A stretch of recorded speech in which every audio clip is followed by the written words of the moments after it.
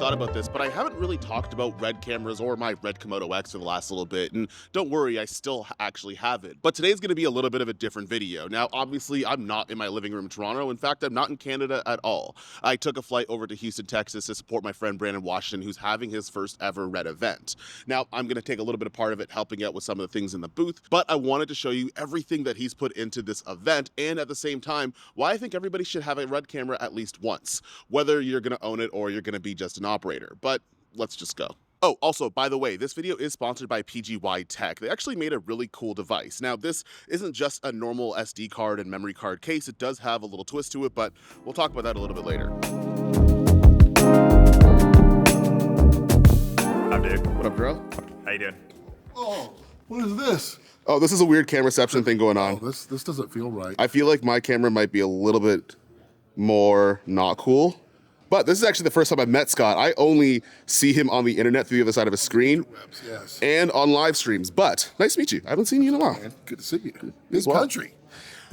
And then oh my God. Is that me? Is this Is this me? Is this me? Hold on, we gotta finally get the Yeah, let's go now. Hang on. Hang on. You know what we have to do? We have to take our hats off. Oh yeah, We bro. have to take our hats off. Oh yeah, Hang on one Brandon, second. Brandon, get in here. Brandon, you gotta come here for a second. You have to come here for a second. We gotta do it at the same time. United, we are one. Woo! And we all shaved this morning? Yeah. I got my cut before I left on the flight. Okay, dope. Hey, bro, this is crazy. Okay, so I gotta cut back to this angle just to explain things, but Brandon had a bunch of different sets at this Red event. What's really cool about that is that for different types of situations, you actually get to see the Red cameras in action. It's not just something where you have a run-at-the-mill studio environment. You're gonna get things like your psych wall. You're also gonna be able to see the skateboarding that's outside, to see the dynamic range when you're in an outdoor, uncontrolled environment.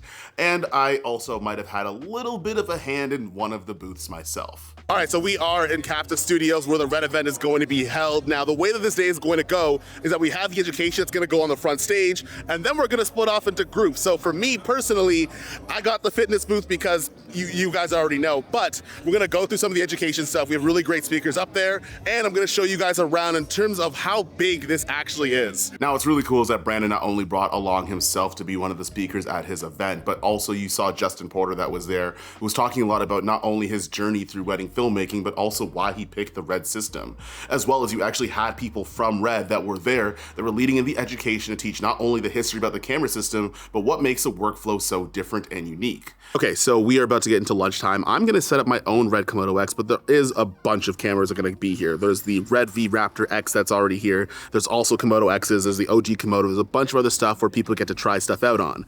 Now, I'm gonna teach a couple of techniques in terms of shooting fitness with the Red Komodo X. Now, it's a little bit pricey for a camera to shoot fitness content with, but one of the big things is going to be that rolling shutter. And you're gonna see that inside of the station that I'm gonna be running and seeing how the rolling shutter works with fitness content and anything that has high action. Now, when directing things like fitness commercials or things for athleisure companies, there are a couple things you wanna keep in mind. One of the really big things is making sure that you don't burn out whatever subject you're going to be working with.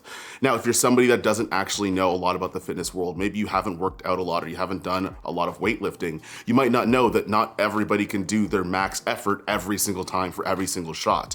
What actually helps a lot is actually toning down some of the intensity and making the frequency a little bit higher to make sure that your coverage is good. For example, say I could deadlift 600 pounds 3 times. It actually makes a lot more sense to have me deadlifting, say 400 pounds, say 5 times. That way I'm not fatigued, and every time I need to get my coverage from detail shots, wides, mediums, and tights, I'm able to perform those exercises, still get the point across that, and at the same time I get to save my back. Another thing is also going to be being decisive with your movements. Now, one of the things I was teaching people when they're coming into the booth, because a lot of people hadn't shot fitness before, is they tried to move their cameras all over the place. They were going front to back and side to side and diagonal and making all these crazy movements in the same clip.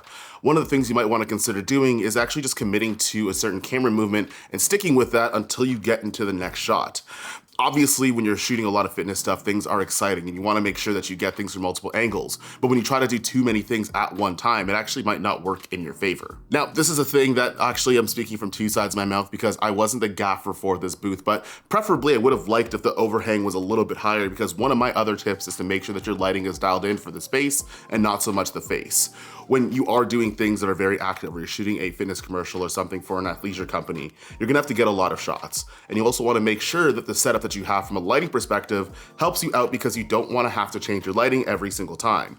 Now, I have a bunch of videos in terms of lighting for a space and not so much a face, especially in the fitness department of things. You want to make sure that you either have a mobile setup or you have the space lit really well in order for you to get the coverage you need to, because things got to move quickly. It's really hard to have an 11-hour shoot when somebody's lifting a bunch of weights, because I don't know if anybody could work out for that long. So Justin Porter just let me borrow his 24 to 105 2.8 Canon RF lens that I'm gonna use on my Red Komodo X. We're gonna test out a couple fitness clips. I've never used this lens before, but like, it's not heavy. Like, I have an IRIX 30mm that I was using before, and this actually feels a little bit lighter than it, which is kind of surprising actually, but we're gonna see what this can do. I think it'll be fire. Now, the 24 to 105 f2.8 isn't my lens, but it's a nice new RF lens that I could use on the Red Komodo X that Justin let me actually borrow for a little bit. Now, this isn't a full review by any stretch. I'm only gonna speak about it for a couple of minutes, but I do think that this is a really cool focal length. It's actually surprisingly light for how long and how big it actually is. In fact, I found it a little bit lighter than the IRIX lens I had on just before, even though that lens is a little bit shorter. On top of that, this lens is incredibly sharp, and the autofocus actually works pretty decently. I mean, it still hunts a little bit sometimes depending on what you're doing and depending on your scenario, but the Red Komodo X doesn't have the most perfect autofocus in the world to begin with. However, for a lens that's as versatile as a 24 to 105, that's obviously gonna have that great Canon color and sharpness, I think this actually might be really good, and I completely understand why Justin keeps that on his Red Raptor instead of putting on anything else. Even get the whole vlog out.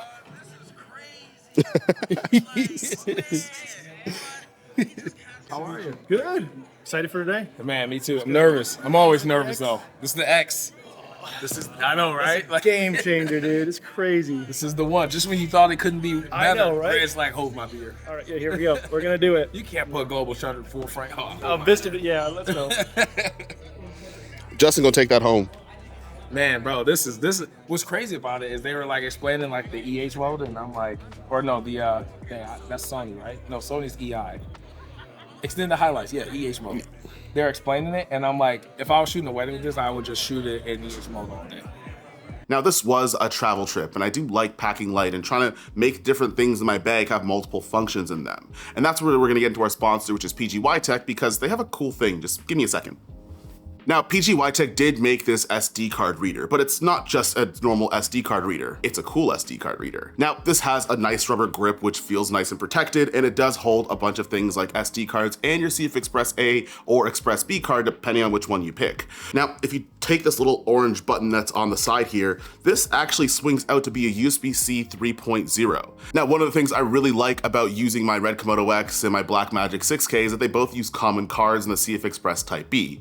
However, in both situations, the file sizes can get pretty big, which also means that transferring can be a little bit slow. But with this guy not only having enough space for 2 CF Express Type B cards and a few SD cards is the fact that this 3.0 USB-C cable can transfer up to 1,000 megabits per second. Now, if you guys want to check out a little bit more in this guide, it also comes in different colors and different configurations. I'll leave a link in the description down below. Now, a special shout out to PGYTECH, but let's get back into talking about some of the stuff that we had on this Red event. Now, admittedly, I wanted to get everybody on this little mini panel about why they picked the Red cameras and why I think everybody should try them at least once, but I actually only ended up talking to Justin, but I still think it was a conversation that encapsulates pretty much everybody's opinions in terms of the Red system.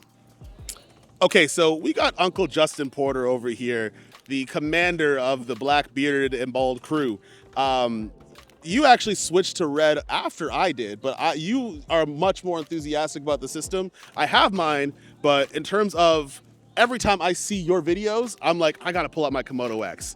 I gotta go and do that, because I can't have Justin just out here, you know, being all hyped up, and he got that stuff after me. But why do you pick the Red system? Man, for me, let me get the mic, Now scoot over a little bit. You've been lifting so much. Let me get some part of the frame. Nah, like seriously, I think it's, for me, it's the system, it's the tool. And I think I used to be that guy, and I still kind of am, but I'm always like, this is the best. But for me and what I shoot and how I shoot, the tool and the power of what Red can do for me in post is the reason why I switched. That's the reason why when people are like, oh, Red is overkill, you don't need that. I'm like, no, it's the exact opposite. Because I don't have control of lighting, I don't have control of being able to always turn off lights or turn on lights, I don't have this ability to do this at weddings.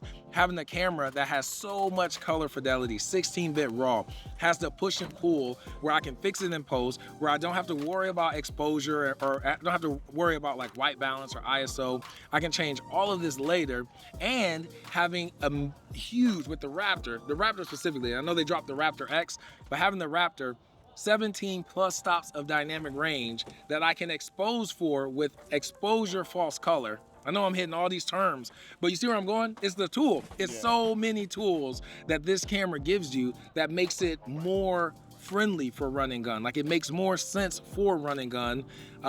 So when people say it's like overkill, I say it's the exact opposite. If you're shooting run and gun and you don't have lights, you don't have control of this, it makes more sense to have a red than it does to shoot that on a camera like an FX3. And it's easy, to be honest. It's not as, it is more intimidating because I think the name of red at one point in the videographer space was owning a red meant you made it.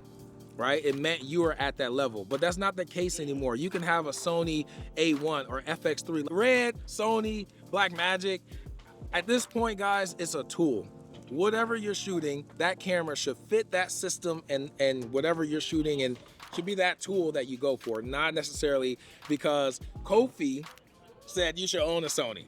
That's not why you should do it. I never said none of that. You never said that, but I never said none of that. I put out like 5 Blackmagic videos. I ain't never said nothing about buying an Oakley. The point I'm making is like, we can easily be influenced, and I think if you think of the tools, if you think of a camera as a tool, just like a carpenter will decide to go out and use a nail gun or a sledgehammer, he's not building a birdhouse with a sledgehammer. He's just not doing it. You use the right tool for the job. And there's a lot of tools out here, y'all. There's a lot of powerful tools out here. Talking about cameras, by the way. Hey, Uncle said it, bro. Uncle said it. It's easy. I love it. There you go. Personally, for me, I think the red system is something that I think everybody should at least try. And if you're in the market to buy one, based on some of the use cases that it has and some of its viability, it might not be a bad idea to pick up. Now, that's not me saying go spend $10,000 on getting the latest red camera. I've never actually said that, despite the fact that I use one quite a bit. However, I think that there's a different tool for every single type of shooter. And based on this event, I learned a lot more in terms of the use cases for a lot of people that might have gotten to the red system that also might have been a little bit apprehensive beforehand. Now, for somebody that might not have the money or the resources to go and own this camera, there's nothing wrong with renting it. There's a ton of different ways that you could rent different cameras or borrow different things and get yourself into situations where you'll be able to actually figure out how this camera works, and also with situations where you might actually benefit from having it on set. I actually learned a ton during the World of Red event that Brandon was hosting. So much so that I'm actually hosting my own event teamed up with Sony Canada on March the 19th, which is a shameless plug, but if you guys are in the Toronto area and you want to go to a free workshop, we're going to be teaching a bunch of different things and also talking about content creation and filmmaking and how the two intertwine with each other.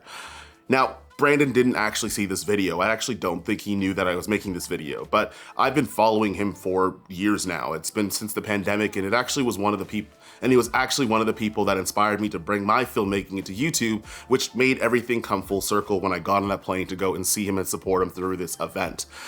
If you're watching this right now, Brandon, I'm super proud of what you were able to do in terms of hosting this event with all the different creators and also teaching a lot of the new generation of people coming up. And I think I'm gonna carry a lot of those lessons into what I'm doing in terms of my own events and things I might have going on in the future. Now, if you guys want to go and check out Brandon's channel, maybe you guys have been hiding under a rock or you don't like live streams, but you will after you go to his channel and you tune into the weekly live streams that are going to be on there. A special shout out to PGYTECH for actually sponsoring this video, and a special shout out to Red for actually having me at the event, even though the Red Komodo X isn't my only camera. Now, if you guys want to see another video, which I probably have almost too many of, I'll probably leave one right over here and some links down in the description down below that might be helpful. That being said, I'll see you guys in the next one. Peace.